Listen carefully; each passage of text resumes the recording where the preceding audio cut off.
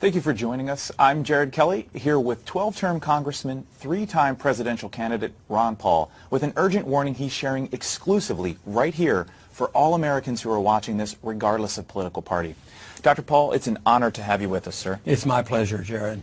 Well, let's get right to it. You believe our country is on the cusp of a massive financial crisis. Just how bad are you predicting the crisis will be? I think it's going to be very bad. I think it'll probably be worse than our Great Depression. I think it's going to be worse than the crisis that we had in 2008 and 2009. And I'm going to talk very specifically about the steps you should take to protect yourself. In short, I believe we as a nation are on the brink of a massive financial crisis, infinitely worse than the crisis of 2008. And that's because it won't be a banking and mortgage problem, but a full-blown currency crisis, the likes of which we've never experienced in this country. The savings of millions of people could be wiped out overnight. The stock market could crash by 50% or more. The way of life we've enjoyed as Americans for 50 years could come to an end. It's not a question of if this will happen, but when. So why now? Why are you speaking out about this prediction today? I'll tell you why, because most Americans don't have a clue about what's going on. Most people have no idea that in the past 6 years we've created $4 trillion of new money out of thin air. At the same time, since 2006, we've doubled our national debt. I've said hundreds of times throughout my career in the House, prosperity cannot be created out of thin air by a central bank. The people running our country today are living in a fantasy world. And if you're not careful, you and millions of other everyday Americans will pay the price. So, Dr. Paul, what do you think will be the biggest impact of this crisis? Well, sooner than most people think, I predict we'll see people losing confidence in the U.S. dollar as a simple result of investors around the world realizing our currency is no longer the safe haven it once was. And you cannot restore confidence with more paper money. And when the currency collapses, nearly everything else goes with it. Stocks, bonds, commodities, you name it. When you destroy a currency, you can destroy the entire economy. You can destroy the whole nation. The middle class gets wiped out. The way you live, work, travel, and retire and invest in America, everything is going to change. Some of it in ways most people can't even imagine. So, essentially, you're predicting the entire U.S. financial system will collapse. As someone who's spent 22 years in Congress, what do you think will be the immediate impact on the federal government? Well, I'm fearful of a collapse, Jared. For one thing, it makes it a lot harder for our government to borrow money and pay interest on all the debt we've racked up, or to expand the welfare state, or to station the U.S. military in 140 countries. But forget the government. The real concern is what happens to everyday Americans, especially the middle class. How so? Well, for the everyday American, if the government's broke, all your wealth, all your savings will be put in jeopardy. We'll see massive changes in our retirement system and Social Security. I wouldn't be surprised at all to see the government take over people's 401ks and IRAs. Why is that? Because doing that would essentially force people to buy worthless government bonds, whereas investors in the free market wouldn't touch them. In fact, I think we're likely to see huge tax increases and even a wealth tax, a fee on all your savings and valuable assets. Can you explain further about what you mean by a wealth tax? Absolutely. Anything is possible. It's only going to get worse. When this currency crisis hits, the government's #1 priority will be to control the existing supply of capital. We'll see all kinds of new laws and rules about what you can do with your money, where you can put it, where you can move it. And of course, we'll see a massive inflation when all those trillions and trillions of newly printed dollars make their way into the economy. Because we can barely finance our debt right now, so you can imagine what it's going to be like when interest rates go up 0.5% or 1% or 2%, the ball game's over. It's going to be especially rough on seniors or anyone who relies on the government for income. But isn't inflation, is that really the main worry? I mean, we've had inflation before, back in the 70s. Well, for starters, it'll lead to a total breakdown of the stock market. Imagine 2008, Black Monday, and even the crash of '29 all happening in a single day. The middle class will be wiped out. But you're right, in a certain sense, what really worries me isn't necessarily a stock market crash. The real killer will be the effect of all this on our society and our liberties. But we have to have an understanding about how important personal liberty is because it is connected to our prosperity. We were the most prosperous country in the world, mainly because we had the most liberty. But now we've lost our liberty, and guess what? Our prosperity is being threatened. You mean unemployment? No, it goes deeper than that. When you destroy a nation's currency, you destroy businesses, you destroy friendships and families. Faith in money is critical to a free society. Without it, you can forget about businesses and commerce, and you can forget about any sense of normalcy. People won't have any clue what to do when there's a line around the block just to access the ATM, or when the banks start shutting down. They won't have any idea what to do when stores stop accepting dollars as payment, or when no one's willing to make a loan anymore. So you're predicting social unrest? Definitely. I think we'll see problems in the big cities especially. In fact, we're already seeing the beginnings of that. Ferguson, the riots in New York and Detroit.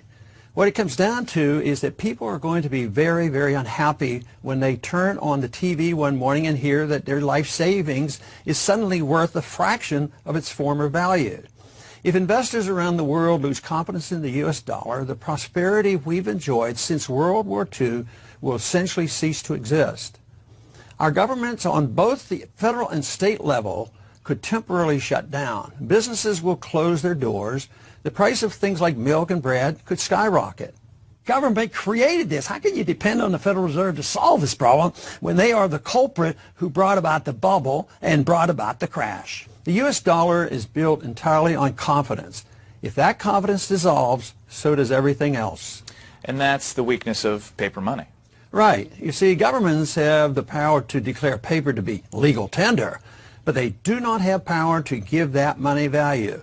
And this is something the politicians won't tell you. They've all been taught bad economic policy. I don't think they're bad people. I think, I guess another term that is not as generous, but they're just ignorant of good, sound economic policy. I know because I spent 12 terms in Congress fighting the people who control our monetary system.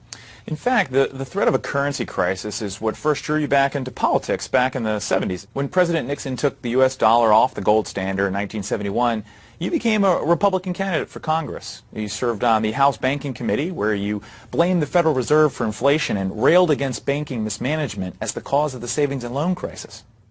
That's correct. The Federal Reserve should be abolished.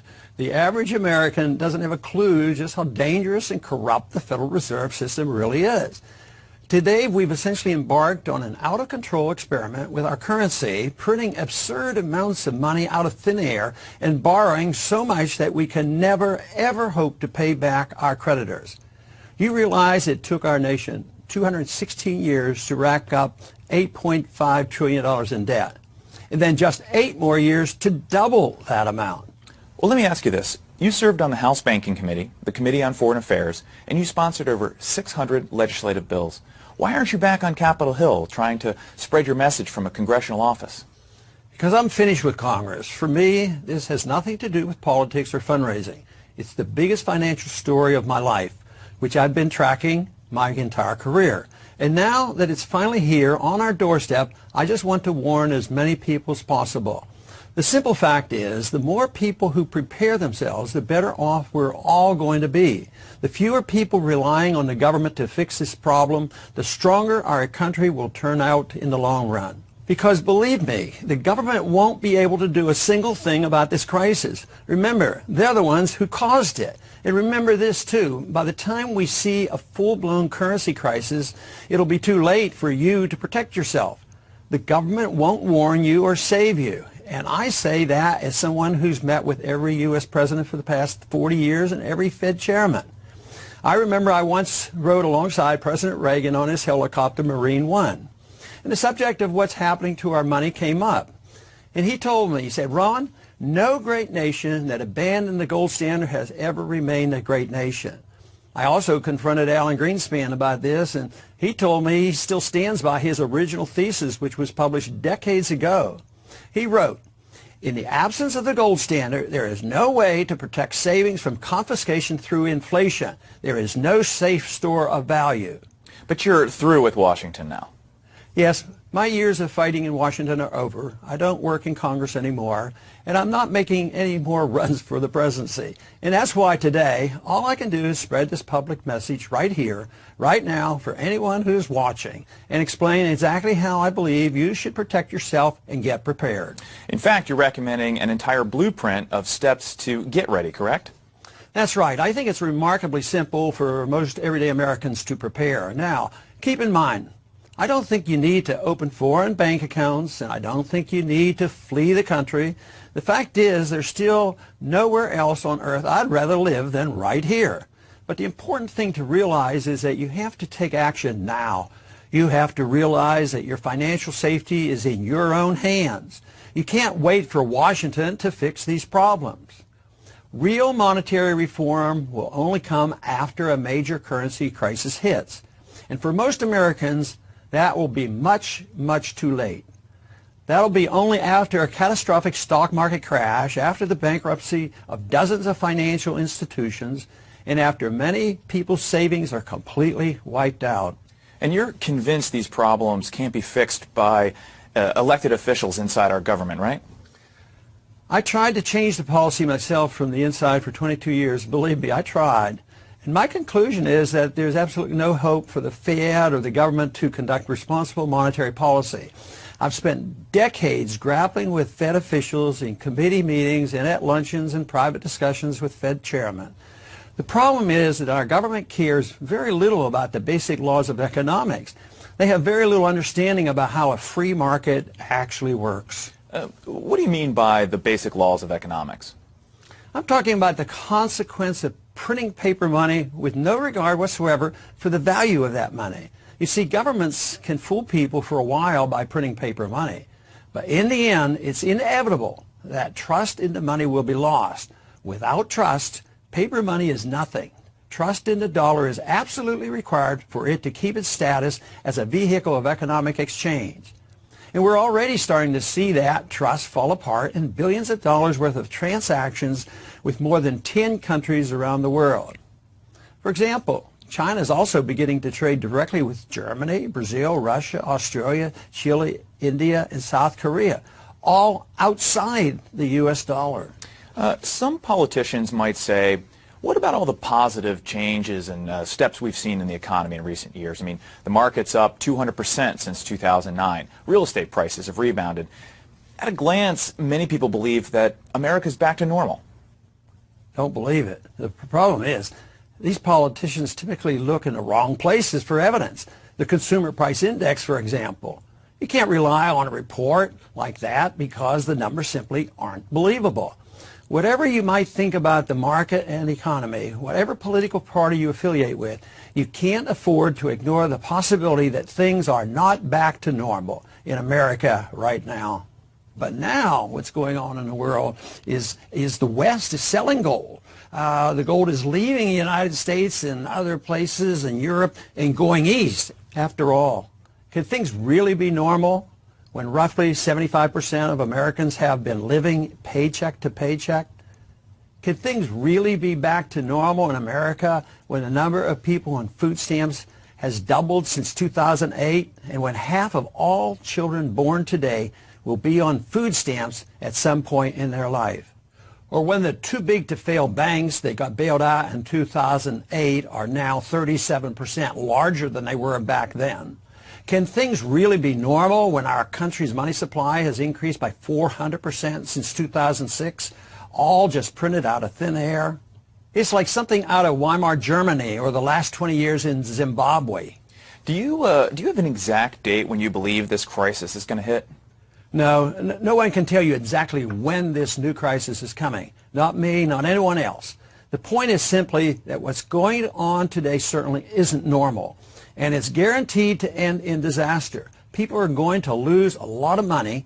They aren't going to understand exactly how it happened, but they're going to be angry, and they'll act on that anger in very predictable ways. So you believe the bull market that we've experienced in recent years is all just smoke and mirrors by the Fed? And most of the government reports that we listen to are misleading? Yes. What's inflating the world's equity markets today is the intentional and foolish behavior of our political leaders and central bankers. And when these people make mistakes, they're big mistakes. They're not the little mistakes civil society and private markets can fix.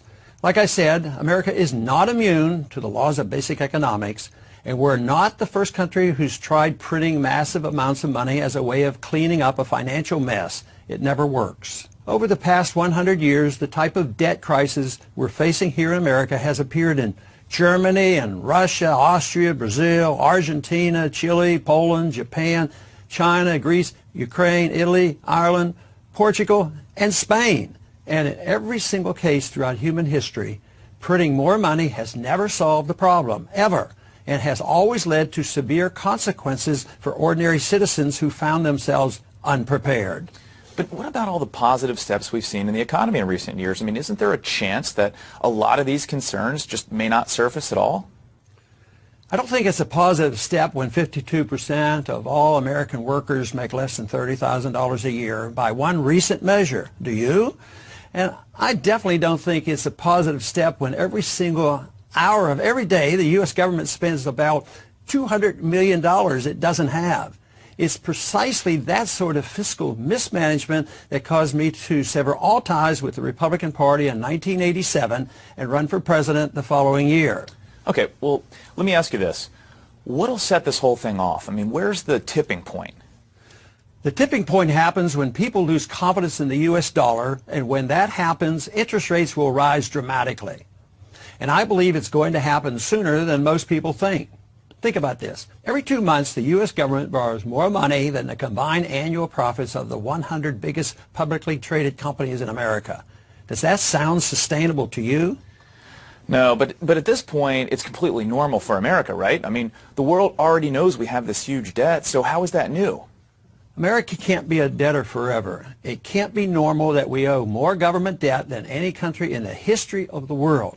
It can't be normal that we have more debt than every country in the European Union combined. Granted, we've been hearing about this stuff for years, but what's new about all this is that the costs of maintaining all that debt are about to skyrocket. Again, you can't put off paying your debts forever. It always catches up to you. It's not a question of if, but when.